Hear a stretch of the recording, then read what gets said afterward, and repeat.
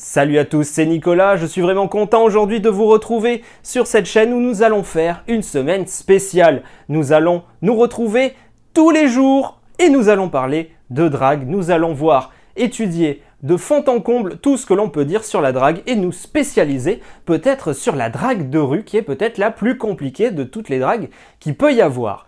Je vais m'adresser aujourd'hui dans toutes ces vidéos, dans toute cette semaine, autant aux filles qu'aux garçons parce que oui, les mœurs changent et les filles aussi peuvent aborder quelqu'un dans la rue qui peut leur plaire. J'espère sincèrement que tout ce que nous allons voir cette semaine va vous intéresser, va vous plaire, va parler aux personnes qui ont le plus de mal à aller de l'avant. Donc toute cette semaine, on va voir des points les uns après les autres, on va les approfondir, on va parler d'expérience personnelle sur la chose et vous allez voir, ça va vraiment être intéressant, du moins je l'espère.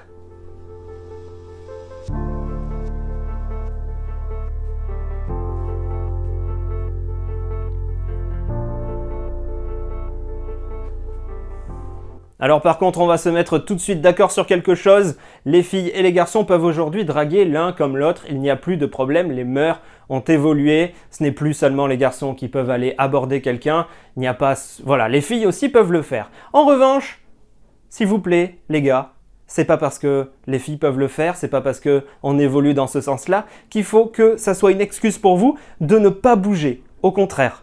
Prenez vos responsabilités, prenez votre courage à deux mains et foncez vers cette personne qui vous intéresse. Quel est le meilleur endroit pour aller draguer? Parce qu'on va bien sûr parler de draguer dans une boîte de nuit, de draguer dans un bar, de draguer à une soirée avec des potes. Mais est-ce qu'il y a des endroits qui sont mieux que d'autres?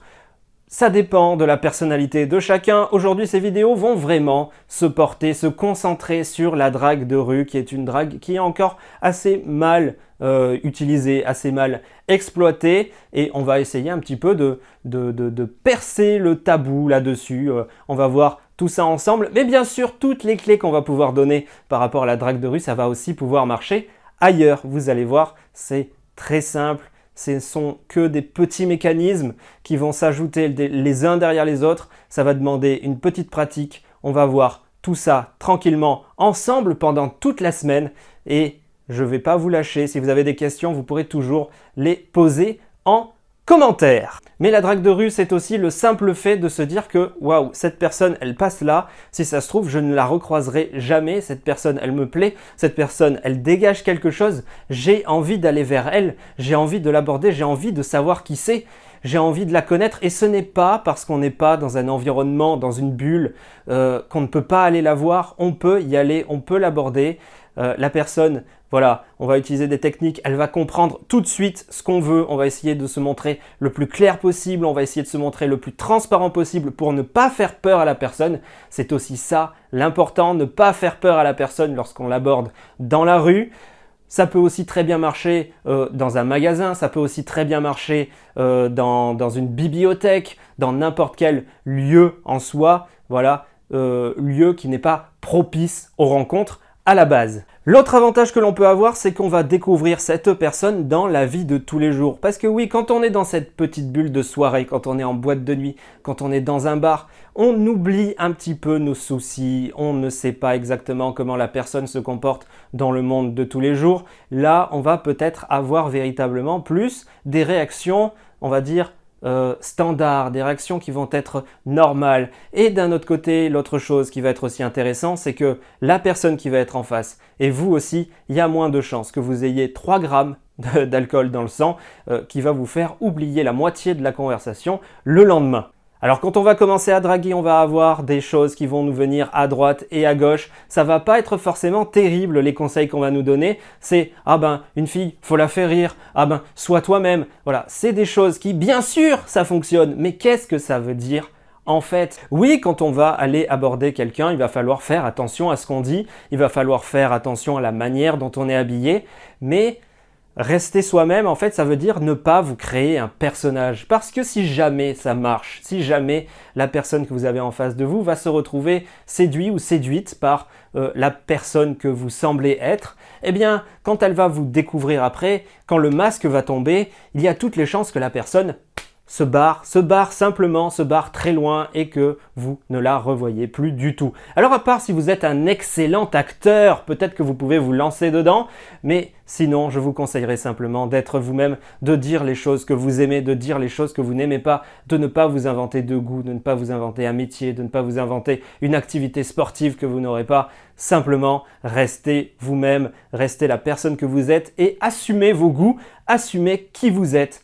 La meilleure des choses qui puisse vous arriver, c'est de tomber sur quelqu'un qui a les mêmes goûts, les mêmes centres d'intérêt que vous. Et ça serait vraiment bête de passer à côté de cette personne sous prétexte qu'on a voulu être quelqu'un de mieux que ce qu'on pouvait être ou qu'on imagine mieux que ce qu'on pouvait être. Oui, quand vous allez aborder quelqu'un dans la rue, quand vous allez aborder quelqu'un dans la queue d'un cinéma, quand vous allez aborder quelqu'un, j'en sais rien, eh bien vous allez ressentir du stress. Et c'est normal de ressentir du stress. Toute personne qui va faire une action qui n'est pas habituelle pour lui ou pour elle va se sentir stressée. C'est un petit peu la découverte de l'inconnu, c'est un petit peu l'impression de se jeter dans le vide. Oui, la technique, oui, le truc, c'est d'accepter son stress.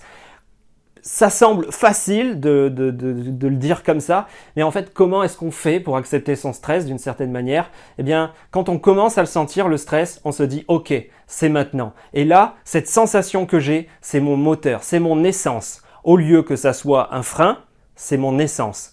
C'est votre vision de la chose qui fait que votre stress va devenir une source de motivation ou vraiment un frein. Donc, n'hésitez pas, quand vous ressentez votre stress, à y aller, à vous dire « Go, je n'ai rien à perdre en allant voir cette personne dans la rue que je ne connais pas et que je ne rencontrerai peut-être plus jamais. Et que si jamais je la recroise, ça sera peut-être dans 10 ans, tous les deux, on aura oublié qui était l'un de l'autre. » Et même si quand vous allez aller voir cette personne, même si quand vous allez aller parler à cette fille par exemple dans la rue, si vous êtes stressé, eh bien oui, il y a des filles qui vont dire « C'est quoi ce mec stressé? J'en veux pas, qui dégage, voilà, ça me dégoûte. » Enfin, il y en a qui peuvent avoir, voilà. Et au contraire, il peut peut-être y en avoir qui vont trouver ça mignon, que justement vous avez trouvé le courage d'aller la voir alors que ce n'est pas du tout vous, d'aller vers les gens, d'aller aborder les gens dans la rue comme ça. Ils peuvent vraiment, elles peuvent, ou ils peuvent, n'importe qui que vous abordiez, peut vraiment trouver ça intéressant, ce côté timide, ce côté stressé sur la chose.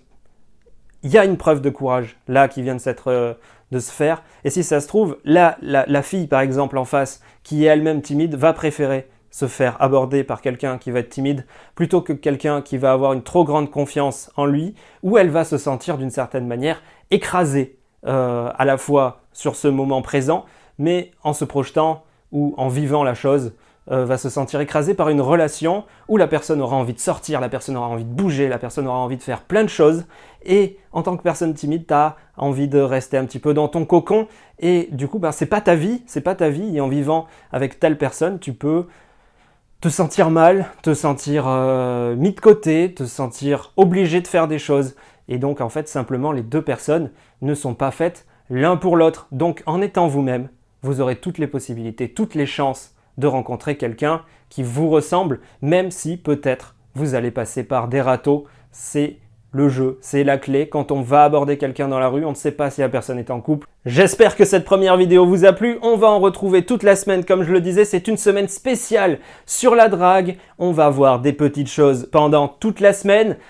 Abonnez-vous, ne ratez aucune vidéo et vous serez un pro. Vous pourrez aller vous lancer et n'hésitez pas à me dire en commentaire si c'est quelque chose que vous avez déjà expérimenté, si c'est quelque chose où vous avez des questions. C'est vraiment cool. Je suis impatient d'échanger là-dessus avec vous. On se retrouve demain pour la prochaine vidéo. Salut à tous!